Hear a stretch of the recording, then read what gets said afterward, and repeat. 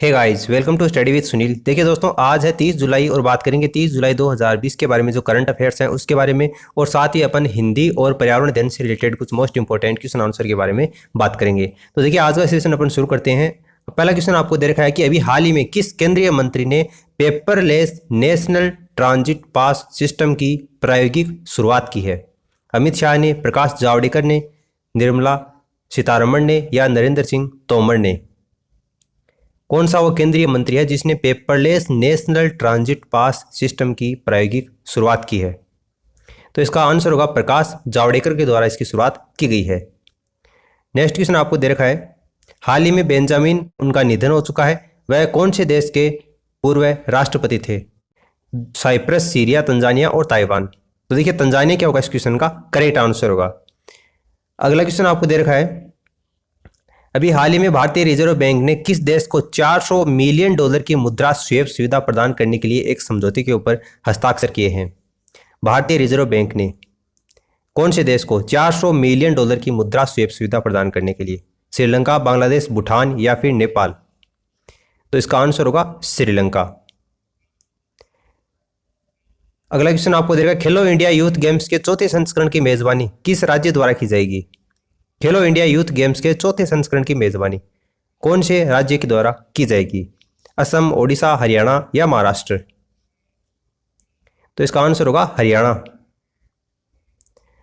अगला क्वेश्चन दे रखा है, अभी हाल ही में कौन से राज्य या फिर कौन सा वो केंद्र शासित प्रदेश है जिसने रोजगार बाजार नाम से एक पोर्टल लॉन्च किया है? रोजगार बाजार नाम से पोर्टल किसने लॉन्च किया? जम्मू एंड कश्मीर, दिल्ली, चंडीगढ़ या फिर गोवा?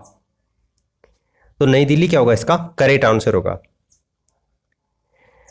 अभी हाल ही में किस संस्था ने सामाजिक अंतर को सुनिश्चित करने के लिए वेली बैंड विकसित किया है? किस संस्था ने सामाजिक अंतर को सुनिश्चित करने के लिए वेली बैंड किसने डेवलप किया है? IIT Kanpur, IIM Indore, IIT Guwahati या आईआईएम कोझिकोड? तो इसका आंसर होगा आईआईएम कोझिकोड। वेली बैंड इसी के द्वारा डेवलप किया गया।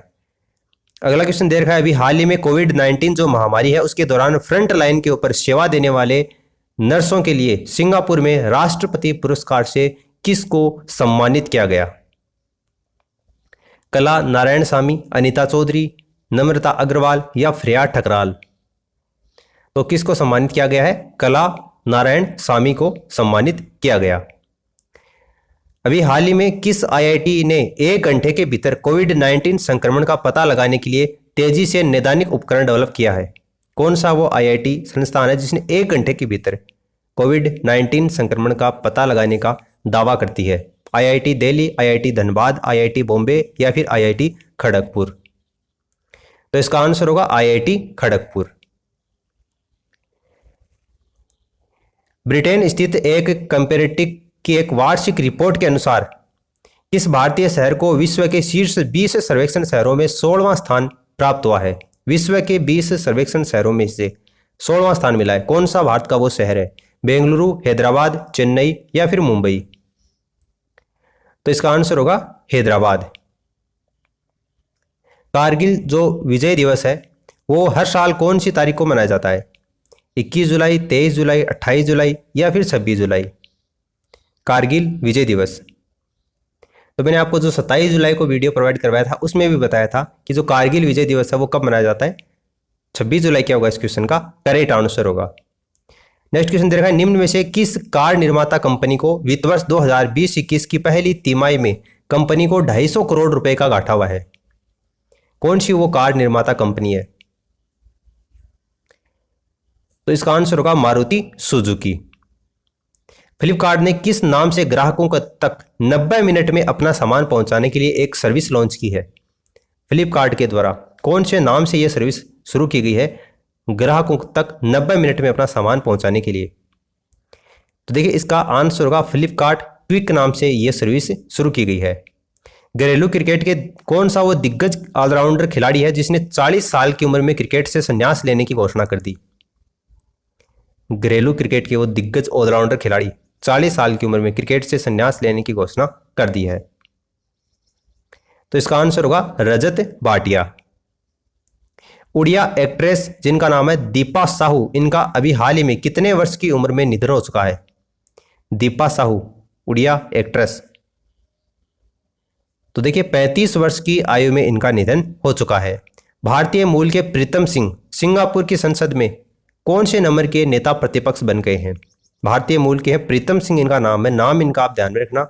सिंगापुर की संसद के अंतर्गत कौन से नंबर के ये नेता प्रतिपक्ष बन गए हैं? पहले नंबर के, दूसरे नंबर के, तीसरे नंबर के या फिर चौथे नंबर के?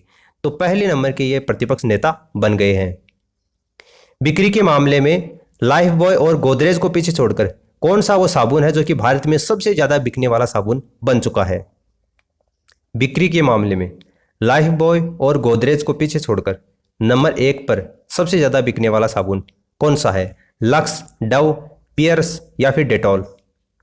तो डेटॉल क्या होगा इस क्वेश्चन का करेक्ट आंसर होगा। दुबई स्थित फाउंडेशन होल्डिंग्स ने इनमें से किस कंपनी में सीरीज डी राउंड की फंडिंग में निवेश किया है? टॉपर, बायजू, जियो या फिर नन ऑफ दीज? दुबई स्थित फाउंडेशन होल्डिंग्स ने कौन सी कंपनी में सीरीज डी राउंड की फंडिंग में निवेश किया है? तो देखिए टॉपर क्या होगा इस क्वेश्चन का करेक्ट आंसर होगा। 30 जुलाई को पूरे विश्व भर में कौन सा दिवस मनाया जाता है? 30 जुलाई को पूरे विश्व भर में कौन सा दिवस मनाया जाता है? अंतर्राष्ट्रीय संयोग दिवस, ज्ञान दिवस, विज्ञान दिवस, मित्रता दिवस? तो 30 जुलाई को अंतर्राष्ट्रीय फ्रेंडशिप डे, अंतर्राष्ट्रीय मित्रता दिवस मनाया जाता है। इंग्लैंड के स्टुअर्ट ब्रॉड टेस्ट क्रिकेट में 500 विकेट लेने वाले दुनिया के कौन से नंबर के तेज गेंदबाज बन गए हैं?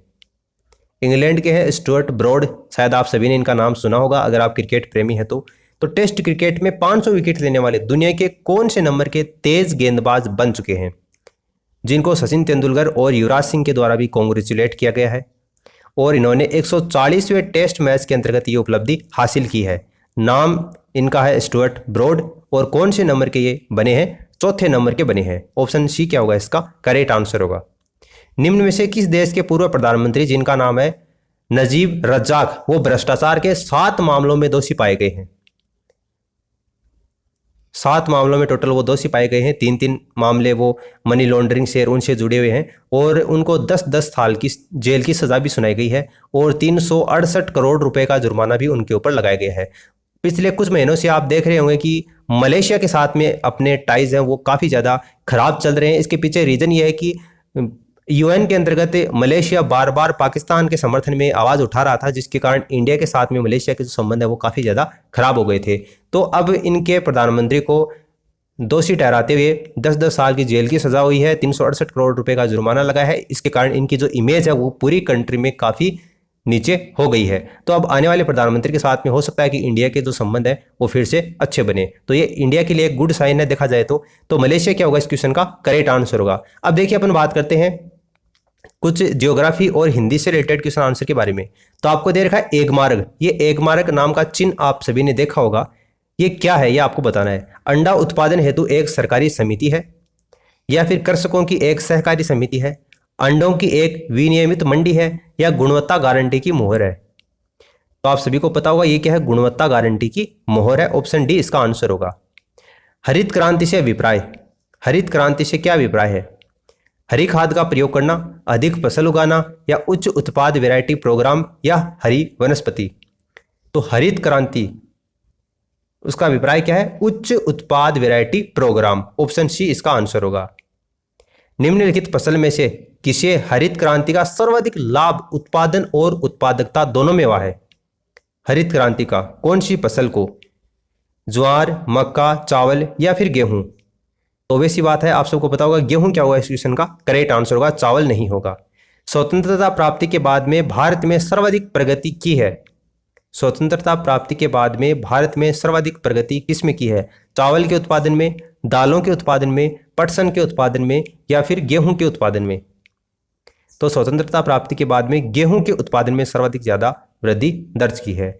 हरित क्रांति में जो प्रयुक्त मुख्य पादप यानी कि जो फसल है वो कौन सा था? हरित क्रांति में प्रयुक्त मुख्य फसल जोपोनिका चावल, भारतीय चावल, एमर गेहूं या फिर मैक्सिकन गेहूं? तो गेहूं था सबसे पहले, तो आप सभी को पता है, और गेहूं भी कौन सा था? मैक्सिकन गेहूं इसका करेक्ट आंसर होगा। नेक्स्ट देखो हिंदी से रिलेटेड, नीचे दिए गए जोड़ों में आए विलोम शब्द किस में है। नीचे आपको 4 ऑप्शन दे रखे हैं, इसमें विलोम शब्द कौन से ऑप्शन में ये आपको बताना है। पढ़ाई लिखाई, सगाई शादी, गरीब अमीर और हरा भरा। तो हरा भरा विलोम शब्द नहीं है, सगाई शादी भी नहीं है, पढ़ाई लिखाई भी नहीं है, गरीब और अमीर ये क्या है, इसमें करेक्ट आंसर होगा।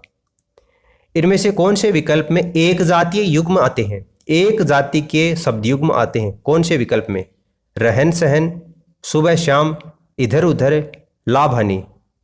एक जाति के युग्म शब्द, देखिए लाभ हानि में नहीं होता, सुबह शाम में भी नहीं होता, इधर उधर में भी नहीं होता, रहन सहन क्या होगा इस क्वेश्चन का करेक्ट आंसर होगा। इसमें एक जातीय युग्म शब्द आते। यदि तुम झूठ बोलोगे तो अपना विश्वास खोने के कारण डैश। यदि तुम झूठ बोलोगे तो अपना विश्वास खोने के कारण अकल के पीछे लठ लिए फिरना, एक ही थैली के चट्टे बट्टे बनना, अपने पांव पर ही कुल्हाड़ी मारोगे। यदि तुम झूठ बोलोगे तो अपना विश्वास खोने के कारण अपने पांव पर ही कुल्हाड़ी मारोगे। ऑप्शन सी क्या होगा इसका करेक्ट आंसर होगा। नेक्स्ट देखो ज्येष्ठ का विलोम शब्द। ज्येष्ठ का विलोम शब्द कौन सा होता है। पूर्व, अगज या फिर कनिष्ठ या फिर भूत। तो ज्येष्ठ का क्या होता है कनिष्ठ होता है, सी इसका आंसर होगा। श्री गणेश का विलोम शब्द। श्री गणेश का विलोम शब्द कौन सा है। विनाश, इतिश्री, श्री राधा या इनमें से कोई नहीं। तो क्या होता है इतिश्री इसका करेक्ट आंसर होगा। सोना का पर्यायवाची इनमें से कौन सा है। सोना का पर्यायवाची, सोना जो आभूषण होता है उसकी बात हो रही है, उसका पर्यायवाची कौन सा है। स्वर्ण, उरग, आदित्य या फिर केशी। तो सोना का स्वर्ण होता है। जिसकी पत्नी मर गई हो उसके लिए एक शब्द कौन सा होता है। वेधव, विधवा, विधुर या सधवा। जिसकी पत्नी मर गई हो वो क्या होता है विधुर होता है, और जिसका पति मर गया हो वो क्या होता है विधवा होती है। तो विधुर क्या होगा इस क्वेश्चन का करेक्ट आंसर होगा। शयन का संधि विच्छेद निम्न में से कौन सा है। शयन का संधि विच्छेद कौन सा है। से धन अन्न, सय धन अन्न, सहाय धन अन्न या सा धन अन्न। देखिए शयन, इसमें शयन स ऐ और न, ऐ की जो साउंड है वो यहाँ पर